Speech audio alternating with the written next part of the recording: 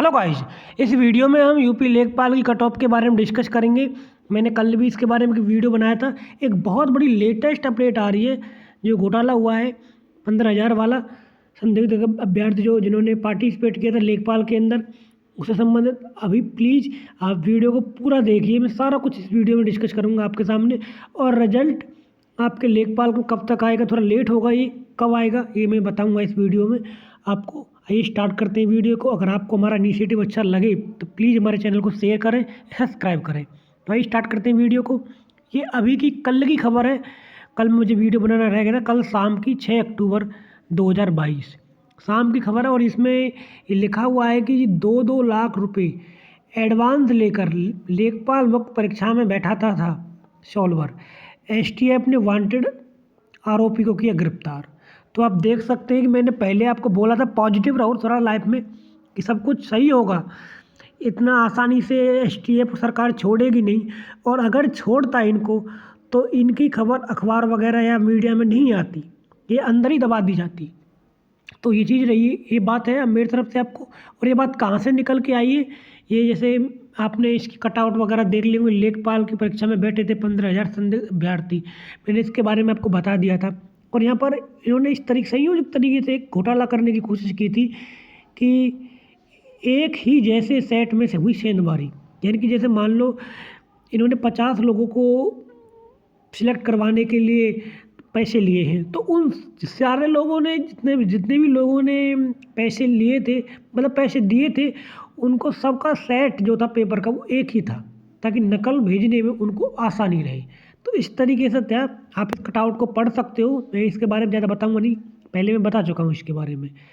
तो गाइस ये यहाँ पर ये थी, इन्होंने एसटीएफ ने मांगी है टॉपर्स की सूची, होंगे ब्लैक लिस्ट संदिग्ध, ये आयोग ने बोला है। तो आप देख सकते हैं इस चीज़ को। अब हम बात करते हैं कट ऑफ के बारे में। Cut off number of vacancy पर डिपेंड करती है। स्कीम रिलेटेड इशू के बारे में हम बात कर सकते हैं, और कोई नई अपडेट आएगी तो हम जरूर बात करेंगे। नॉर्मलाइजेशन और पैट संबंधित बात भी हम करेंगे इसमें। तो पहले वैकेंसी के बारे में बात कर लेते हैं। जो टोटल नंबर ऑफ वैकेंसी है, जनरल की 3271 है, ओबीसी की 2174 है, एससी की 1690 है, ईडब्ल्यूएस की 798 है, एसटी की 152 है, और दिव्यांग की है 300। इस प्रकार से जो टोटल वैकेंसी बनती है 8,085 बनती है हमारी। अब हम बात करेंगे कंपेयर टू पैट। गाइस जब पैट 2021 का पेपर हुआ था, 2021 का पहला वाला पैट हुआ था तो उस समय कई सारे जो एस्पिरेंट थे आपके आसपास, उन्होंने किसी ने कहा था कि उनके 65 प्लस आ रहे हैं, किसी ने कहा कि 70 प्लस आ रहे हैं, किसी ने कहा कि 75 प्लस आ रहे हैं।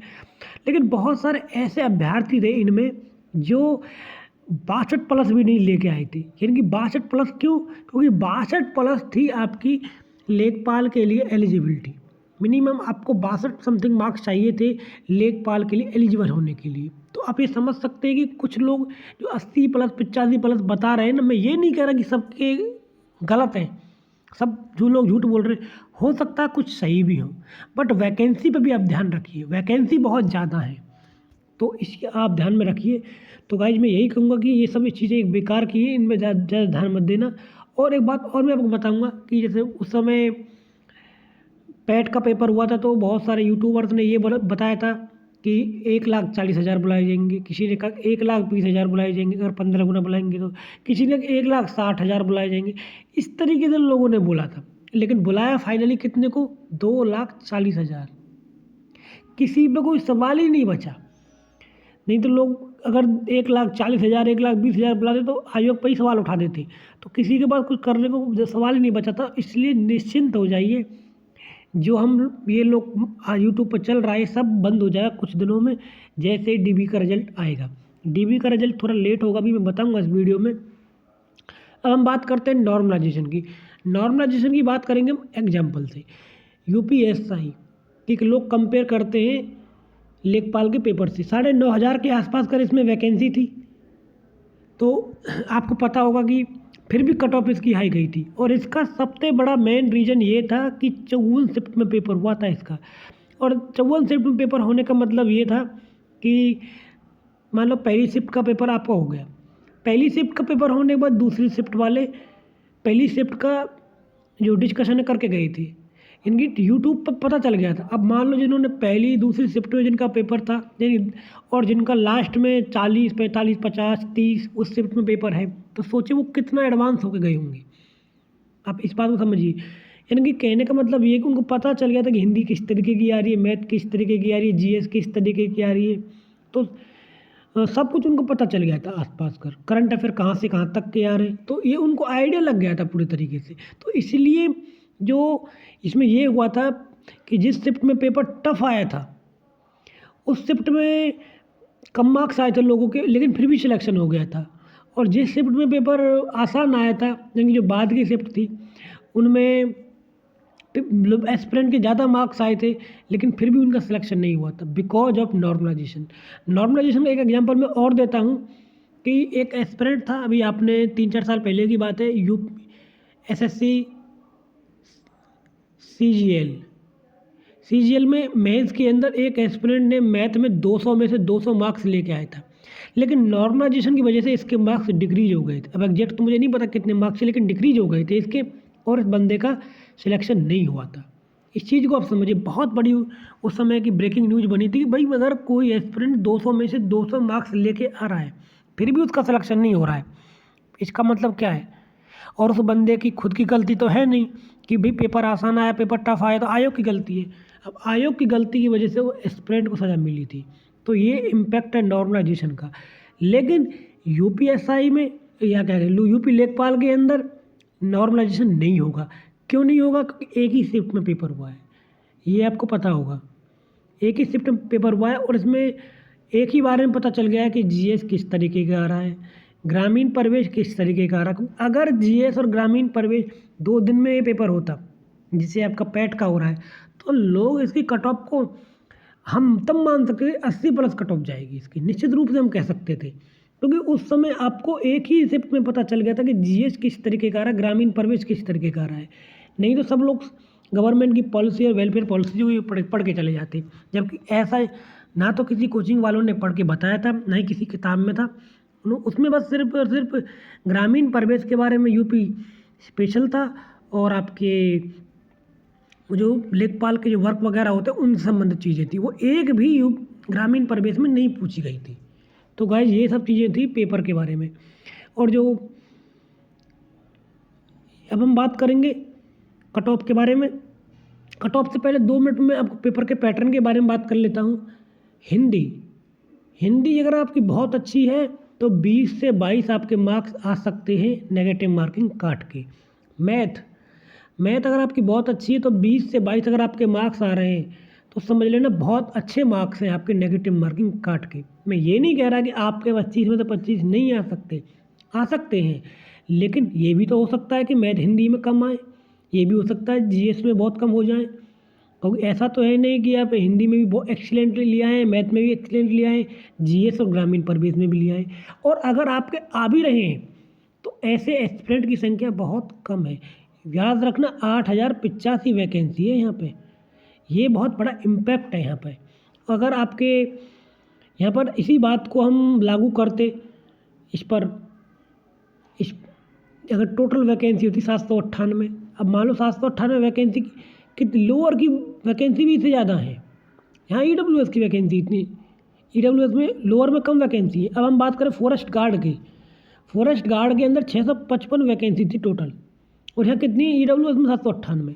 अभी जूनियर असिस्टेंट का जो एग्ज़ाम का रिजल्ट आया फाइनल, उसमें लगभग 2150 के आसपास कर वैकेंसी, और OBC में कि देख लो आप कितनी वैकेंसी, और वहाँ पर कट ऑफ कितनी गई थी 75 जनरल की। तो आप इस चीज़ को समझ लीजिए, कट ऑफ इतना ज़्यादा नहीं जाने देंगे किसी भी कीमत पर, क्योंकि ये आयोग की साख की भी बात है। अब हम बात करते हैं DV के लिए कट ऑफ की। DV के लिए जो कट ऑफ जाएगी, जनरल और OBC की 70 से 72 जा सकती है, EWS की 67 से 70 जा सकती है, SC कैटेगरी की 62 से 65 जा सकती है, ST कैटेगरी की 57 से 60 जा सकती है। तो गाइस ये कट ऑफ का पैटर्न है आपका, आप देख सकते हैं इस चीज़ को, मैं यही कहूँगा। और जो फाइनल कट ऑफ है, फाइनल कट ऑफ ज़्यादा जाएगी नहीं आपकी, क्योंकि आपकी बहुत सारी एस्पिरेंट जो है वो रेस से बाहर हो चुके हैं।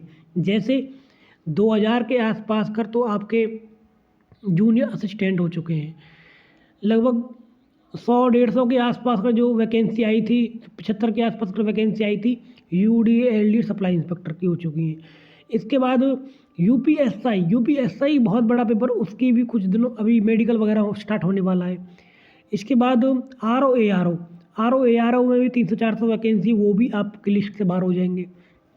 और अभी और भी कई सारी भर्तियाँ हैं जो NTPC, इन सब ने इनको पेपर को, यूपी लेखपाल के पेपर को दिया है गाइज, ये मैं आपको कह रहा हूँ। तो आप निश्चिंत हो जाइए कि फाइनल कट ऑफ ज़्यादा नहीं जाएगी यूपी लेखपाल की, क्योंकि ये कोई भी एस्पिरेंट DV के लिए जाएगा ही नहीं, क्योंकि यूपी लेखपाल के अंदर ग्रेड पे 2000 का है, चपरासी का ग्रेड पे होता है 1800 का। तो आप निश्चिंत हो जाइए इस चीज़ के लिए, फाइनल कट ऑफ ज़्यादा जाएगी नहीं, बस 2-3 मार्क्स का अंतर हो सकता है, और हो सकता है ना भी हो, कम हो जाए। तो इस चीज़ के लिए निश्चिंत हो जाइए। और इसमें कम से कम आपके, जैसे कि अभी से लोग कह रहे हैं 16,000 को बुलाए जाएंगे, कोई बात है, अब दोगुने होते हैं 16,000, लेकिन लास्ट वाली कट ऑफ में जितने भी होते हैं सबको ऐड कर लिया जाता। तो मेरे हिसाब से 16 से 18,000 के आसपास कर लोगों को बुलाया जाएगा DV के लिए गाइज। तो ये मेरी तरफ से एक इन्फॉर्मेटिव वीडियो था आपके लिए। रिजल्ट की मैं बात करूँगा, रिजल्ट अभी आपका नहीं आ रहा है। रिजल्ट कम से कम आपका रिजल्ट को आने में, यूपी लेखपाल का जो रिजल्ट है उसको आने में मिड नवंबर लग जाएगा, क्योंकि अभी तो यूपी SSC जो है वो आपका लगा हुआ है इसमें पैट के तैयारी करने में। पैट का तैयारी कराएगा, फिर उसमें थोड़ा और भी 2-3 पेपर के रिजल्ट देने हैं उसको, इसमें थोड़ा सा गड़बड़ भी हो गई है। तो सब चीज़ों को साफ है पूरी सरकार की, क्योंकि इलेक्शन आ रहा है घर पर, तो इसमें आसानी से इसमें घोटालेबाजी का आपको रिजल्ट नहीं देगा ये। तो ये मेरी तरफ से एक इन्फॉर्मेटिव वीडियो था गाइज आपके लिए। अगर आपका कोई सजेशन हो कमेंट करके आप हमें बता सकते हैं। आप हमारे चैनल को सब्सक्राइब कर सकते हैं। धन्यवाद गाइज।